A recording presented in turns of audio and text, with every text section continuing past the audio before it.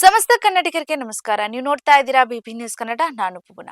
ನೋಡಿ, ರಾಜ್ಯಪಾಲರ ಭಾಷಣ ವಿಚಾರವಾಗಿ ಜೊತೆಗೆ ವಿಬಿಜಿ ರಾಮ್ಜಿ ವಿವಾದದ ನಡುವೆ ರಾಜ್ಯ ಸರ್ಕಾರಕ್ಕೆ ಮತ್ತೊಂದು ತಲೆನೋವು ಕಾದಿದೆ.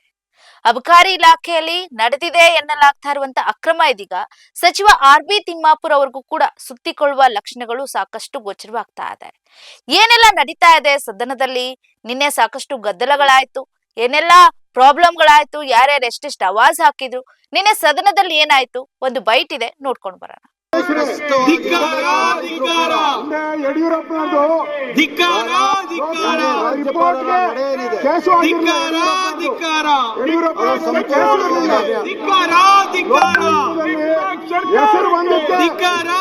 ರಾಜೀನಾಮೆ ಯಡಿಯೂರಪ್ಪನವ್ರದ್ದು ರಾಜೀನಾಮೆ ಕೊಡ್ಸ್ರಿ, ಯಡಿಯೂರಪ್ಪನವ್ರದ್ದು ರಾಜೀನಾಮೆ ಕೊಡ್ಸ್ರಿ. ಅವಾಗಿದೆ ಕಾಂಗ್ರೆಸ್ ಅವರು ಇದ್ದು ಮಾಡಿರುವಂತ ಎಲ್ಲ ಮಾಡ್ತಾ ಇದ್ದಾರೆ.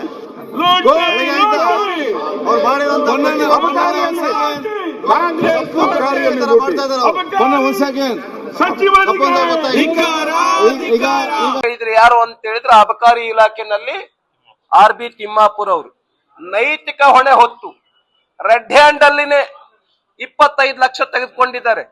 ಅವರೇ ಹೇಳಿದ್ದಾರೆ ಇದ್ರೊಳಗಡೆ ಮಂತ್ರಿಗೂ ಕೂಡ ಕೊಡಬೇಕು ಅಂತೇಳಿ. ಎಷ್ಟು ಹಣ ಅಂತ ಹೇಳಿದ್ರೆ 2.5 ಕೋಟಿ ಲಂಚದಲ್ಲಿ ಮೊದಲನೇ ಕಂತು 25 ಲಕ್ಷ ರೂಪಾಯಿ ಕೊಡ್ತಾ ಇರೋಂತ ಸಂದರ್ಭದಲ್ಲಿ ಸಿಕ್ಕಾಕೊಂಡಿದ್ದಾರೆ.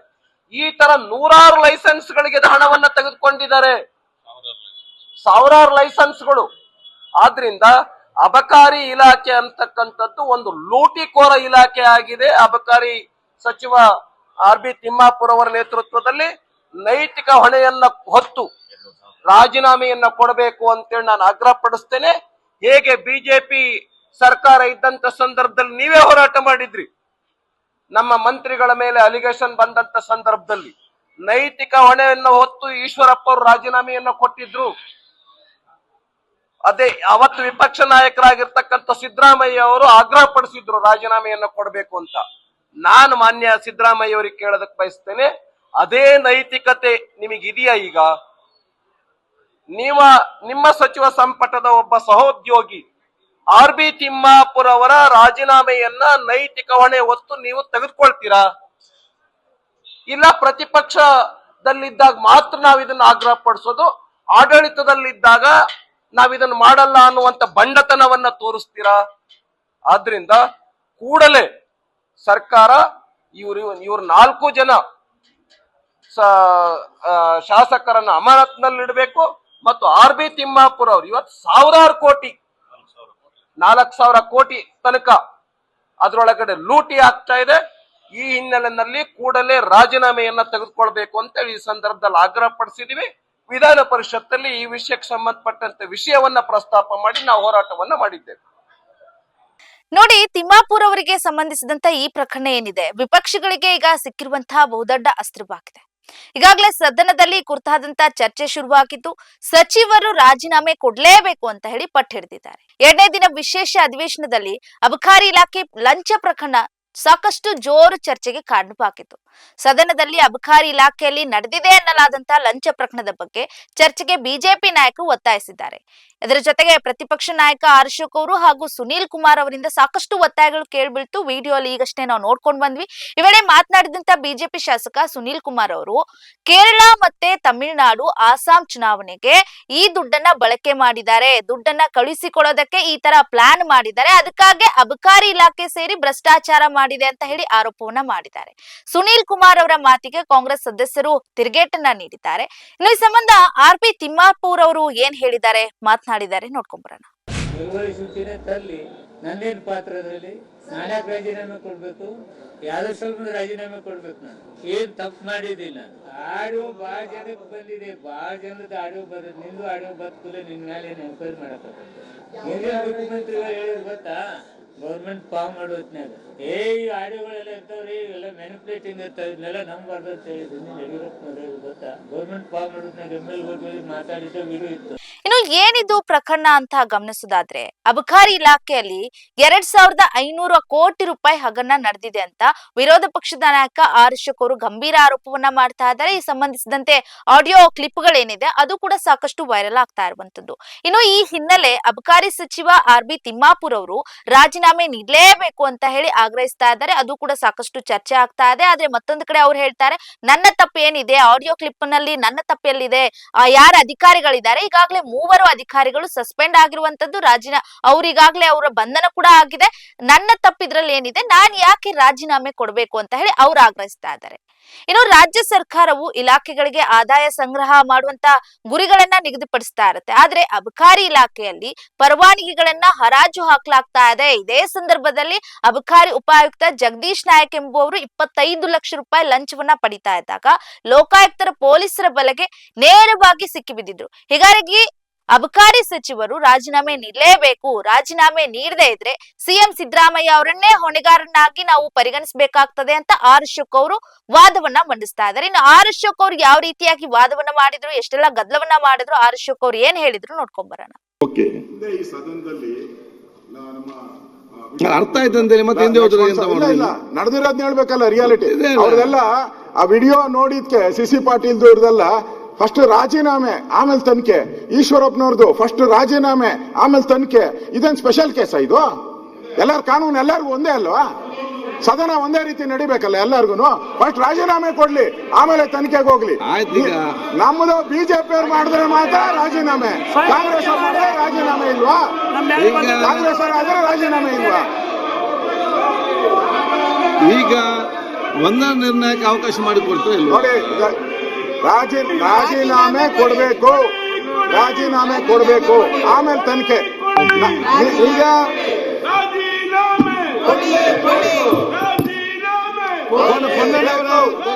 ಎಲ್ಲ ಸದಸ್ಯರೇ ಮೈಕ್ ಹಾಕಿ ನೀವು ಸ್ಟಾರ್ಟ್ ಮಾಡಿ. ರಾಜ್ಯಪಾಲರ ಭಾಷಣಕ್ಕೆ ಮೈಕ್ ಆಗಿ ಇಲ್ಲ ನಿರ್ಣಯದ ಮೇಲೆ ಮಾತಾಡಲಿಕ್ಕೆ ಅವಕಾಶವನ್ನು ಕೊಟ್ಟಿದ್ದಕ್ಕೆ ತಮಗೆ ಧನ್ಯವಾದಗಳು. ಭ್ರಷ್ಟ ಕಾಂಗ್ರೆಸ್ ರಾಜ್ಯ ಸರ್ಕಾರ ಇವತ್ತು ಅಭಿವೃದ್ಧಿಯ ಹಾದಿಯಲ್ಲಿ ಹೊರಟಿದೆ. ಇನ್ನು ಇದೇ ವಿಚಾರವಾಗಿ ವಿಧಾನಸಭೆಯಲ್ಲಿ ನಿಲುವಳಿ ಸೂಚನೆ ಮಂಡನೆಗೆ ಅವಕಾಶ ಕೊಡಿ ಅಂತ ಹೇಳಿ ಬಿಜೆಪಿ ಅವರು ನೋಟಿಸ್ ಅನ್ನ ಕೂಡ ನೀಡಿದ್ರು. ಸದನದಲ್ಲಿ ವಿರೋಧ ಪಕ್ಷದ ನಾಯಕ ಆರ್ ಅಶೋಕ್ ಇದನ್ನ ಪ್ರಸ್ತಾಪಿಸಿ ಅಬಕಾರಿ ಸಚಿವರಿಗೆ ರಾಜೀನಾಮೆ ಕೊಡ್ಲೇಬೇಕು, ಅಲ್ಲದೆ ಜೆಡಿಎಸ್ ಸದಸ್ಯರು ಕೂಡ ಎದ್ದು ನಿಂತು ಇದಕ್ಕೆ ಧ್ವನಿಗೂಡಿಸ್ತಾರೆ. ಹೌದು ರಾಜೀನಾಮೆ ಕೊಡ್ಲೇಬೇಕು ಅಂತ ಹೇಳ್ತಾರೆ. ಗದ್ದಲ ಶುರುವಾಗುತ್ತೆ, ಮತ್ತೆ ಸದ್ದು ಗದ್ದಲ ಶುರುವಾಗುತ್ತೆ. ಅಬಕಾರಿ ಇಲಾಖೆಯಲ್ಲಿ ನಡೆದಿದೆ ಅಂತ ಎನ್ನಲಾದ ಹಗರಣದಲ್ಲಿ ತಿಮ್ಮಾಪುರ್ ಅವರ ಹೆಸರು ಕೂಡ ತಳಕು ಹಾಕೊಂಡಿರುವಂತಹ ಹಿನ್ನೆಲೆ ವಿಪಕ್ಷಗಳಿಗೆ ಸಿಕ್ಕಿರುವಂತಹ ಬಹುದೊಡ್ಡ ಅಸ್ತ್ರ ಇದು. ಹಿಂದೆ ಮಾಡಲಾಗಿದ್ದಂತ 40% ಆರೋಪಕ್ಕೆ ಟಕ್ಕರ್ ಕೊಡೋದಕ್ಕೆ ವಿಪಕ್ಷ ಬಿಜೆಪಿ ಸಜ್ಜು ಮಾಡ್ಕೊಂಡಿದ್ರೆ ಜೆಡಿಎಸ್ ಕೂಡ ಸಾಕಷ್ಟು ಅದಕ್ಕೆ ಟಕ್ಕರ್ ಕೊಡೋದಕ್ಕೆ ಸಿದ್ಧವಾಗಿತ್ತು.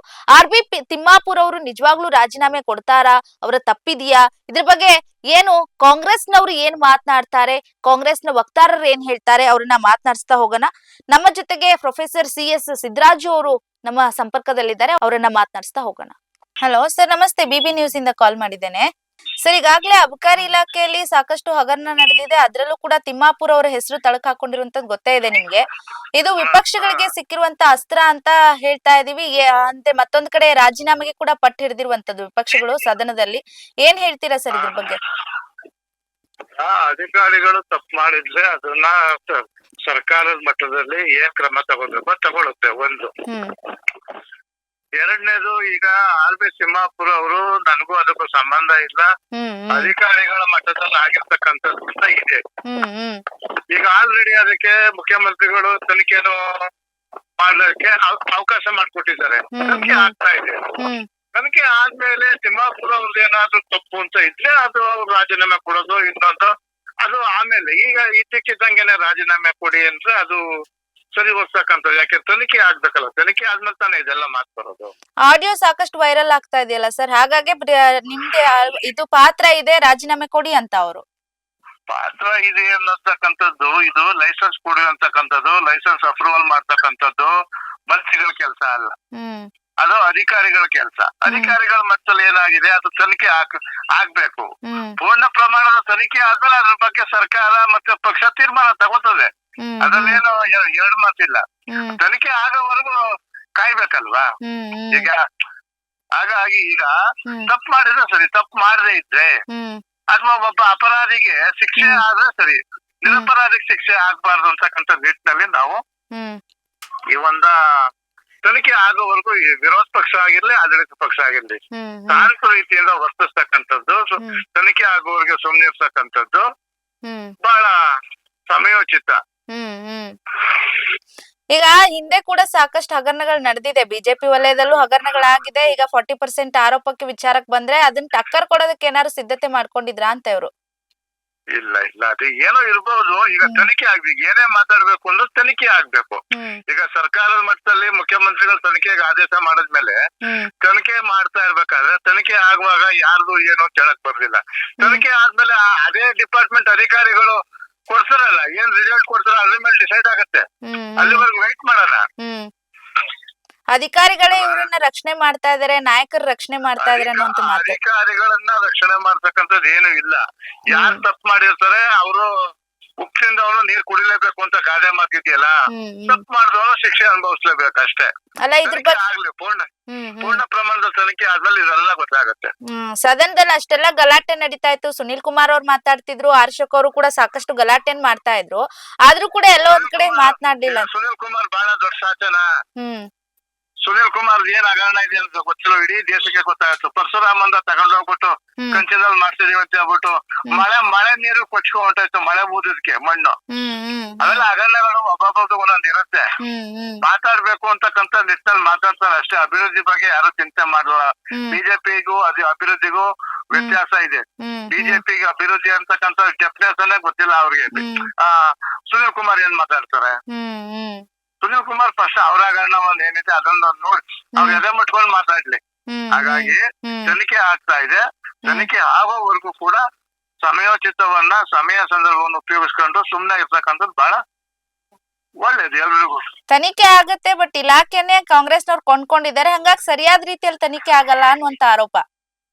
ಅಂತ ಸುಳ್ಳು ಅದು. ಯಾಕೆ RSS ಅವ್ರು ಇಲ್ವಾ ಅಧಿಕಾರಿಗಳು, ಬಿಜೆಪಿ ಅವ್ರು ಇಲ್ವಾ ಅಧಿಕಾರಿಗಳು, ಎಲ್ಲಾ ಇರ್ತಾರೆ. ಅವ್ರು ತನಿಖೆ ಮಾಡ್ತಾರೆ. ಬ್ಯೂರೋಕ್ರಾಟ್ಗೂ ಶಾಸಕಾಂಗ, ಕಾರ್ಯಾಂಗ, ನ್ಯಾಯಾಂಗ ಅವರು ತನಿಖೆ ಮಾಡ್ತಾರೆ. ಕಾರ್ಯಾಂಗ ತನಿಖೆ ಮಾಡ್ತಾರೆ. ಅದು ಏನು ಲೋಪದೋಷಗಳಾಗಿದೆ ಅದನ್ನ ಸರಿ ಮಾಡಿಸ್ತಾರೆ. ತಪ್ಪು ಮಾಡಿದವರು ಶಿಕ್ಷೆ ಅನುಭವಿಸ್ತಾರೆ. ಒಂದ್ ವೇಳೆ ತಿಮ್ಮಾಪುರ್ ಅವ್ರ ಏನಾದ್ರು ರಾಜೀನಾಮೆ ಕೊಡ್ಲಿಲ್ಲ ಅಂದ್ರೆ ಸಿಎಂ ಅವರೇ ನೇರ ಹೊಣೆಗಾರಿಕೆ ಹೊತ್ಕೊಳ್ಳಿ ಅನ್ನುವಂತ ಹರ್ಷಕ್ ಅವ್ರ ಆಕ್ರೋಶ. ತನಿಖೆ ಆದ್ಮೇಲೆ ಇದೆಲ್ಲ. ತನಿಖೆ ಆಗದೆ ಏನು ಹೇಳಕ್ಕಾಗಲ್ಲ. ಅಲ್ಲಿವರೆಗೂ ಏನು ರಾಜೀನಾಮೆ ಕೊಡಲ್ಲ ಹಂಗಾದ್ರೆ? ವೇಟ್ ಮಾಡ್ಬೇಕು, ತನಿಖೆ ಆಗೋವರೆಗೂ ವೇಟ್ ಮಾಡ್ಬೇಕು. ಓಕೆ, ಥ್ಯಾಂಕ್ ಯು ಸರ್ ತಮ್ಮೆಲ್ಲ ಮಾಹಿತಿಗಾಗಿ. ಎಸ್, ನೋಡಿ, ರಾಜ್ಯ ಸರ್ಕಾರವು ಇಲಾಖೆಗಳಿಗೆ ಒಂದಿಷ್ಟು ಜವಾಬ್ದಾರಿಯನ್ನ ಕೊಟ್ಟಿರುತ್ತೆ. ಪರವಾನಗಿ ವಿಚಾರಗಳೇ ಹರಾಜು ಹಾಕುವಂತ ವಿಚಾರವಾಗಿ ಇದೇ ಸಂದರ್ಭದಲ್ಲಿ ಯಾವಾಗ ಸಿಕ್ ಬೀಳ್ತಾರೆ, 25 ಲಕ್ಷ ರೂಪಾಯಿ ಲಂಚವನ್ನ ತೆಗೆದುಕೊಳ್ಳುವಂತ ವಿಚಾರವಾಗಿ ಸಿಕ್ ಬೀಳ್ತಾರೆ, ಅದಕ್ಕೆ ಸಂಬಂಧಪಟ್ಟಂತ ಅಧಿಕಾರಿಗಳನ್ನ ಬಂಧನ ಮಾಡಿ ಕರ್ಕೊಂಡು ಹೋಗ್ತಾರೆ. ಈಗಾಗಲೇ ತನಿಖೆನ ಮಾಡೋದಕ್ಕೆ ಸಿಎಂ ಅವರು ವಿಶೇಷ ತನಿಖಾ ತಂಡವನ್ನ ರಚನೆ ಮಾಡಿರುವಂತದ್ದು. ತನಿಖೆನ ಮಾಡಿ ಎಲ್ಲೆಲ್ಲಿ ಲೋಪದೇಶಗಳಿದೆ, ಯಾರ್ಯಾರು ತಪ್ಪನ್ನ ಮಾಡಿದ್ದಾರೆ ಅದನ್ನ ಮಾಡಿ ಅಂತ ಹೇಳಿ ಒಳ ಎಚ್ಚರಿಕೆಯನ್ನು ಅಂತ ಕೊಟ್ಟಿದ್ದಾರೆ. ಆದ್ರೆ ಇವ್ರಿಗೆ ಏನಂದ್ರೆ ಅಲ್ಲಿವರೆಗೂ ಸಮಾಧಾನನೇ ಇಲ್ಲ ಅನ್ನುವಂತಹ ವಾದ ಕೆಪಿಸಿಸಿ ಅವರ ವಕ್ತಾರರದಾಗಿತ್ತು. ಆದ್ರೆ ಈಗ ಬಿಜೆಪಿ ಅವರು ಏನ್ ಹೇಳ್ತಾರೆ, ಇದ್ರ ನಿಲುವನ್ನ ಹೇಗೆ ಸಮರ್ಥನೆ ಮಾಡ್ಕೊಳ್ತಾರೆ, ನಿಜವಾಗ್ಲೂ ತನಿಖೆ ಆಗೋವರೆಗೂ ಅವ್ರಿಗೆ ತಡೆಯೋಷ್ಟು ಸಮಾಧಾನ ಇದೆಯಾ, ಸಮಯ ಇದೆಯಾ ಅನ್ನುವಂತ ವಿಚಾರವಾಗಿ ಮಾತನಾಡ್ತಾ ಹೋಗೋಣ. ಇನ್ನು ಇದ್ರ ಬಗ್ಗೆ ಮಾತನಾಡೋದಕ್ಕೆ ನಮ್ ಜೊತೆಗೆ BV ಗಣೇಶ್ ಬಿಜೆಪಿ ವಕ್ತಾರರಿದ್ದಾರೆ, ಅವ್ರನ್ನ ಮಾತನಾಡಿಸ್ತಾ ಹೋಗೋಣ. ಸರ್ ನಮಸ್ತೆ, BB ನ್ಯೂಸ್ ಇಂದ ಕಾಲ್ ಮಾಡ್ತಾ ಇದ್ದೀನಿ. ಸರ್, ಅಬಕಾರಿ ಇಲಾಖೆಯಲ್ಲಿ 2,500 ಕೋಟಿ ರೂಪಾಯಿ ಹಗರಣ ನಡೆದಿದೆ ವಿಚಾರವಾಗಿ ನಿನ್ನೆ ಸಾಕಷ್ಟು ವಿರೋಧ ಪಕ್ಷದ ನಾಯಕರು ಗಂಭೀರ ಆರೋಪವನ್ನು ಮಾಡ್ತಾ ಇರೋದು, ಸದನದಲ್ಲಿ ಗದ್ದಲ ಮಾಡ್ತಾರೆ, ನಾವೆಲ್ಲರೂ ನೋಡಿದ್ವಿ.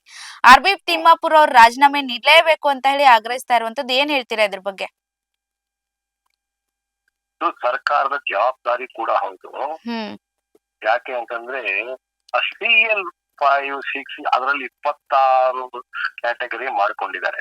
ಆಮೇಲೆ ಇವಾಗ ನಡೆದಿರತಕ್ಕಂತ ಅವ್ಯವಹಾರಕ್ಕೆ ಹೊಣೆಗಾರರು ಅವರ ಇಲಾಖೆಯ ಅಧಿಕಾರಿಗಳಲ್ಲೇ ನಡೆದಿರತಕ್ಕಂತ ಮಾತುಕತೆ ಅದು. ಈಗ ಅಂಗೈ ಹುಣ್ಣಿಗೆ ಕನ್ನಡಿ ಯಾಕೆ ಬೇಕು ಅಂತ ನೋಡ್ಬೇಕು. ಕಣ್ಣು ಕಾಣದೇ ಇರೋರಿಗೆ ಅಂಗೈ ಹುಣ್ಣಿಗೆ ಕನ್ನಡಿ ತೋರಿಸಿದ್ರು ಕಾಣಲ್ಲ.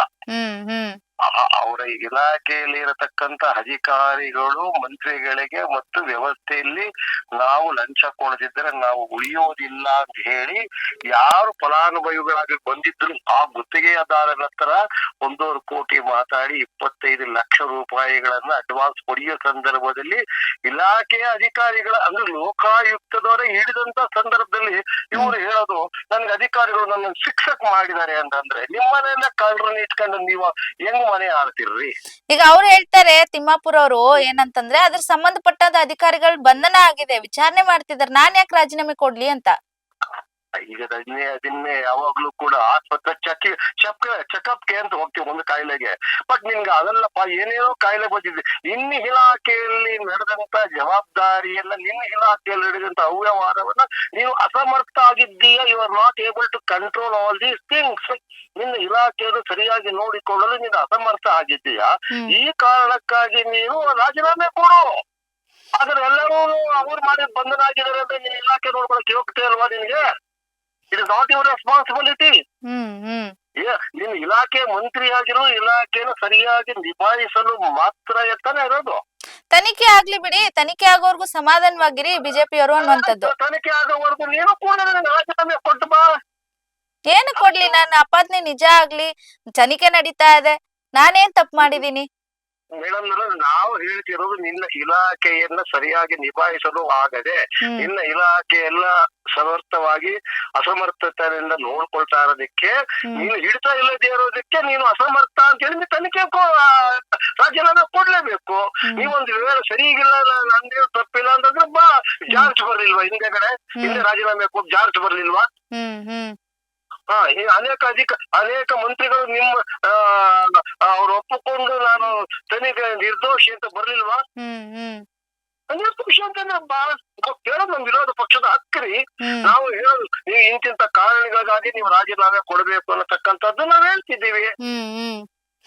ನಮ್ಮ ಕಾರಣಗಳು ಸಕಾಲವಲ್ಲದ ನೀವು ತಿರಸ್ಕರಿಸ್ತೀರಾ ಅಂತಂದ್ರೆ ನಾನು ಅವ್ರು ಮಾಡ್ತಾರ ಬಿಡ್ರಿ, ನನ್ಗೇನು ಅಂತಂದ್ರೆ ನೀನ್ ಇಲಾಖೆ ಮಂತ್ರಿ ಆಗಿರ್ಬೇಡ. Anyone can do. ನೀನು ಒಬ್ಬರೇ ಇದ್ರೆ ಆಗೋದು ಇಲ್ವಲ್ಲ. ನಾವು ಜವಾಬ್ದಾರಿಯನ್ನ ಅರಿತುಕೊಳ್ಳಲಾಗದೆ ಬೇಜವಾಬ್ದಾರಿತನದಿಂದ ನಮ್ಮ ಇಲಾಖೆಯನ್ನ ನಿರ್ವಹಿಸ್ತಾ ಇದ್ದೀರಾ. ನಿಮ್ಗೆ ಏನೂ ನಿರ್ವಹಿಸಲು ಸಾಮರ್ಥ್ಯ ಇಲ್ಲ ಅನ್ನೋ ಕಾರಣಕ್ಕಾಗಿ ನೀವು ರಾಜೀನಾಮೆ ಕೊಡಿ. ನಿಮ್ಮ ಪ್ರಭಾವ ಬೀರ್ಬಹುದು ಅದ್ರ ಮೇಲೆ ನಿಮ್ಮ ಮಂತ್ರಿ ಇರೋ ಕಾರಣಕ್ಕೆ. ಹಂಗಾದ್ರೆ ಈ ಹಿಂದೆ ಬಿಜೆಪಿ ಅವರೆಲ್ಲ ಆಪಾದನೆ ಬಂದವರೆಲ್ಲ ರಾಜೀನಾಮೆ ಕೊಟ್ಟಿದಾರಾ ಅಂತ ಕೇಳ್ತಾರ ಅವರು. ಈಶ್ವರಪ್ಪ ಕೊಟ್ಟಿದ್ದಾರೆ, ನಾವೆಲ್ಲ ಕೊಟ್ಟಿದ್ದೀವಿ. 40% ಕಮಿಷನ್ ಬಂದಾಗ ಏನಾಯ್ತು ನೋಡಿದೀವಲ್ಲ. ಹೋಲಿಕೆ ಮಾಡ್ಕೊಂಡು ನಿಮ್ಮದನ್ನ ನೋಡ್ರಿ, ನೀವು ಹೋಲಿಕೆ ಮಾಡ್ಕೊಳ್ಳೋದ್ರೆ ನೆವರ್ ಎಂಡ್. ಇವತ್ತು ನೀವು ಸಮರ್ಥವಾಗಿ ಅಧಿಕಾರ ನಡೆಸ್ತೀರಾ, ಸಮರ್ಥವಾಗಿ ಆಡಳಿತ ನಡೆಸ್ತೀರಾ, ಸಮರ್ಪಕವಾಗಿ ನ್ಯಾಯಬದ್ಧವಾದ ಪಾರದರ್ಶಕವಾಗಿ ಇರ್ತೀರಾ ಅಂತ ಹೇಳಿ ಜನ 136 ಜನ ನಿಮ್ಮನ್ನ ಆಡ್ತಿದ್ದು. ಸರಿ ಇಲ್ಲ ಅಂತ ನಮ್ಮನ್ನ ಪಕ್ಕಕ್ಕೆ ಇಟ್ಟಿದ್ದಾರೆ. ನೀವು ಸರಿ ಇಲ್ಲ ಅಂದ್ರೆ ಬಿಟ್ಟು ಬಂದ್ಬಿಡಿ. ನೀವು ಹೋಲಿಕೆ ಮಾಡ್ಕೊಂಡ್ ಮಾತ್ರಕ್ಕೆ ನೀವು ದೊಡ್ಡವರಾಗಲ್ಲ. ಕೋಗಿಲೇನು ಕಪ್ಪಿರುತ್ತೆ, ಕಾಗೆನೂ ಕಪ್ಪಿರುತ್ತೆ. ಹೌದು. ಆ ಕೂಗದಕ್ತಾನೆ ಅದ್ರ ಯೋಗ್ಯತೆ ಗೊತ್ತಾಗೋದು. ನಿಮ್ ಯೋಗ್ಯತೆ ಗೊತ್ತಾಗ್ತಿರೋದಕ್ಕೆ ನಾವು ರಾಜೀನಾಮೆ ಕೊಡು ಅಂತಿದೀವಿ. ನಾವು ಕಾಗೆ ಅನ್ಕೊಂಡು ನಮ್ಮನ್ನ ಪಕ್ಕಕ್ಕೆ ಇಟ್ಟರೆ ನಿಮ್ಗೆ ಕೋಗಿಲೆ ಆದ್ರೆ ನೀವು ನಮ್ಮನ್ನ ತಪ್ಪಿಕೊಳ್ಳಿ. ನಾವೇನು ವಿಶೇಷ ವ್ಯಕ್ತಿಗಳೆಲ್ಲ ನಾವು ಆಡಳಿತ ನಾವು ಮಾಡ್ಸಕ್ ಬರಲ್ಲ, ನಾವು ಇದೆ ಅಂತ ಒಪ್ಕೊಳ್ಳಿ ಅಂತ. ನಮ್ಮ ಉದ್ದೇಶ ಏನು ಅಂತಂದ್ರೆ ವಿರೋಧ ಪಕ್ಷವಾಗಿ ಜವಾಬ್ದಾರಿಯುತವಾಗಿ ನೀವು ಭ್ರಷ್ಟಾಚಾರವನ್ನ ನಿರ್ಮೂಲನ ಮಾಡೋದಿರ್ಲಿ, ನಿಯಂತ್ರಣ ಮಾಡೋದ್ರಲ್ಲೂ ಕೂಡ ವಿಫಲರಾಗಿದ್ದೀರಿ. ಅದನ್ನ ಪೋಷಣೆ ಮಾಡ್ತಿದ್ದೀರಿ, ಭ್ರಷ್ಟಾಚಾರಕ್ಕೆ ಕುಮ್ಮಕ್ಕು ಕೊಡ್ತಿದ್ದೀರಿ. ಕೇಳಿದ್ರೆ ಈ ರೀತಿ ನಾನೇನ್ ಮಾಡಿದ್ದೀನಿ ಅಂತ ಹೇಳಿ ಒಂದು ರೀತಿಯಾದ ಹಾರಿಕೆ ಉತ್ತರ ಕೊಡೋದ್ರ ಮುಖಾಂತರ ನಿಮ್ಮ ನಿರ್ಲಕ್ಷ್ಯತನ ಬೇಜವಾಬ್ದಾರಿತನದಿಂದ ಮಂತ್ರಿಗಳಿಗೆ ರಾಜೀನಾಮೆ ಕೊಟ್ಟು ತನಿಖೆ ಮಾಡಿ, SIT ಮಾಡಿ, ತಪ್ಪೇನಿದೆ? ಆಡಳಿತ ನಿಮ್ಮದೇ ಅಲ್ವಾ? ಆದ್ರೆ ಆ ತನಿಖೆ ವರದಿ ಪೂರ್ಣ ಪ್ರಮಾಣವಾಗಿ ಬರುವವರೆಗೂ ಕೂಡ ಸಂಬಂಧಪಟ್ಟಂತ ಮಂತ್ರಿ ರಾಜೀನಾಮೆ ಕೊಟ್ಟು ಪಾರದರ್ಶಕತೆಗೆ ಸುಗಮವಾದಂತ ತನಿಖೆಗೆ ಸಹಕಾರ ಕೊಡ್ಲಿ ಅಂತ ಹೇಳ್ತಿದ್ದೀವಿ.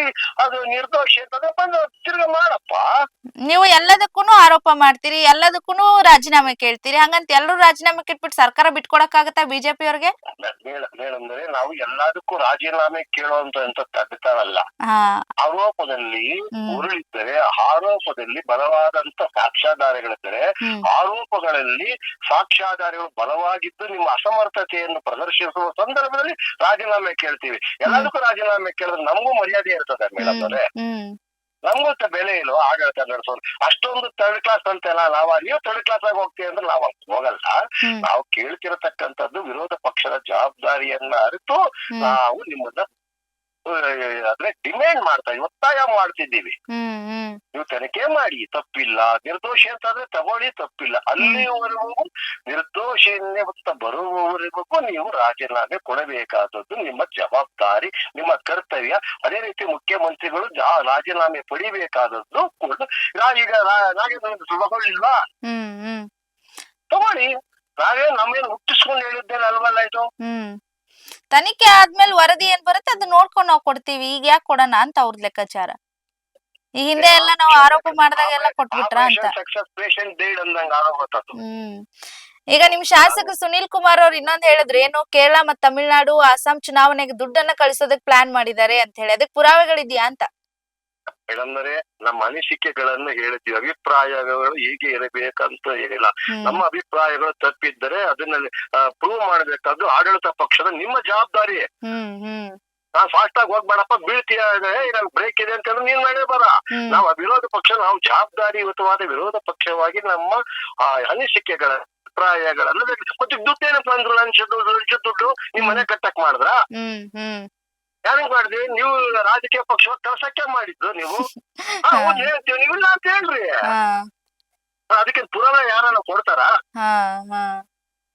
ಮೇಡಮ್? ಇದು ಬೇಜವಾಬ್ದಾರಿತನ, ಲಂಗುಲಗ ಆಮೇಲೆ ಹಿಡಿದ ಮಾತುಗಳಾಡೋದ್ರಿಂದ ಪ್ರಯೋಜನ ಇಲ್ಲ. ನಿಮ್ಮ ವಿರೋಧ ಪಕ್ಷವಾಗಿ ನಮ್ಮ ಅನಿಸಿಕೆಗಳನ್ನು, ನಮ್ಮ ಅಭಿಪ್ರಾಯಗಳನ್ನ ವಿಧಾನಸಭೆಯಲ್ಲಿ ಜವಾಬ್ದಾರಿಯುತ ಮುಂದಿಸ್ತಾ ಇದ್ದೀವಿ. ನಾವೇನ್ ಬೀದಿನ ಮಾತಾಡ್ತಿಲ್ವಲ್ಲ. ಬೀದಿನ ಮಾತಾಡಿದ್ರೆ ಬಿಡ್ರಿ ಅನ್ಬೋದು. ಅಲ್ಲ, ನಾವು ವಿರೋಧ ಪಕ್ಷವಾಗಿ ಮಾತೆಲ್ಲ ರೆಕಾರ್ಡ್ ಅಲ್ಲೇ ಮಾತಾಡ್ತಿದೀವಲ್ಲ. ಮಾಡಿ, ನೀವು ತನಿಖೆ ಮಾಡ್ತೀರಾ ಮಾಡಿ, ನಿರ್ದೋಷಿ ಅಂತಂದ್ರೆ ತಗೊಳ್ಳಿ. ಆದ್ರೆ ನಮ್ಮ ಒತ್ತಾಯ, ನೀವು ನಿರ್ದೋಷಿಯಾಗಿ ಮತ್ತೆ ಬಂದು ಅಧಿಕಾರ ಸ್ವೀಕರಿಸಿ, ಮಂತ್ರಿ ಸ್ಥಾನ ಸ್ವೀಕರಿಸಿ, ಅದುವರೆಗೂ ಪೂರ್ಣ ಪ್ರಮಾಣದ ತನಿಖೆಗೆ ಸಹಕರಿಸಿ ಪಾರದರ್ಶಕತೆಯಿಂದ ನಡೆಯಲು ಅನುಕೂಲ ಮಾಡಿಕೊಡಿ. ಒತ್ತಡ ಏರಬಾರದು ಅನ್ನತಕ್ಕಂಥದ್ದು ನಮ್ಮ ಭಾರತೀಯ ಜನತಾ ಪಕ್ಷದ ನಮ್ಮ ಶಾಸಕರ ಎಲ್ಲರ ನಿಲುವು ಅಷ್ಟೇನೆ. ಓಕೆ ಸರ್, ಥ್ಯಾಂಕ್ ಯು ತಮ್ಮೆಲ್ಲ ಮಾಹಿತಿಗಾಗಿ. ಎಸ್, ನೋಡಿ, ಆರ್.ಬಿ. ತಿಮ್ಮಾಪುರ್ ಅವರು ರಾಜೀನಾಮೆ ಕೊಡ್ಲೇಬೇಕು ಅಂತ ಹೇಳಿ ಬಿಗಿಪಟ್ಟನ್ನ ಹಿಡಿದಿರುವಂತದ್ದು. ವಿಪಕ್ಷಗಳ ಸದನದ ಹೊರಗೂ ಕೂಡ ಒಳಗೂ ಕೂಡ ಹೋರಾಟವನ್ನ ಮಾಡೋದಕ್ಕೆ ಸಾಕಷ್ಟು ನಿರ್ಧಾರ ಮಾಡ್ಕೊಂಡಿರುವಂತದ್ದು. ಇನ್ನು ಉಭಯ ಸದನಗಳಲ್ಲಿ ನಿಲುವಳಿ ಮಂಡಿಸುವ ಮೂಲಕ ಇದನ್ನ ತಾರ್ಕಿಕ ಅಂತ್ಯಕ್ಕೆ ಕೊಂಡೊಯ್ಬೇಕಂತ ಹೇಳಿ ಅವ್ರು ಪ್ಲಾನ್ ಮಾಡ್ಕೊಂಡೇ ಮಾತನಾಡಿದ್ದಾರೆ ಅನ್ನುವಂತ ವಿಚಾರ ಮತ್ತೊಂದು ಕಡೆ. ಈ ಮೂಲಕ ಆಡಳಿತ ಪಕ್ಷಕ್ಕೆ ಮತ್ತೊಂದು ಮಾಸ್ಟರ್ ಸ್ಟ್ರೋಕ್ ಕೊಡುವಲ್ಲಿ ಯಶಸ್ವಿ ಆಗ್ತಾರಾ ಬಿಜೆಪಿ ನಾಯಕರು ಎನ್ನುವಂಥದ್ದು ವಿಚಾರವಾಗಿ ಸಾಕಷ್ಟು ಕುತೂಹಲ ಕೇಳಿರುವಂತದ್ದು. ಮುಂದಿನ ದಿನಗಳ ಈ ಮ್ಯಾಟರ್ ಏನಾಗುತ್ತೆ, ನಿಜವಾಗ್ಲೂ ಪಟ್ಟು ಹಿಡಿದಿರುವಂತದ್ರಲ್ಲಿ ಯಶಸ್ವಿ ಆಗ್ತಾರಾ ಅನ್ನೋದನ್ನ ಕಾದು ನೋಡ್ತಾ ಹೋಗೋಣ. ಇದು ಬಿಬಿ ನ್ಯೂಸ್ ಕನ್ನಡ. ಇದು ಈ ಹೊತ್ತಿನ ವಿಶೇಷ. ಸಮಗ್ರ ಸುದ್ದಿಗಳಿಗಾಗಿ ಸದಾ ಗಮನಿಸಿ ಬಿಬಿ ನ್ಯೂಸ್ ಕನ್ನಡ. ಇದು ಕನ್ನಡಿಗರ ಪ್ರತಿಧ್ವನಿ.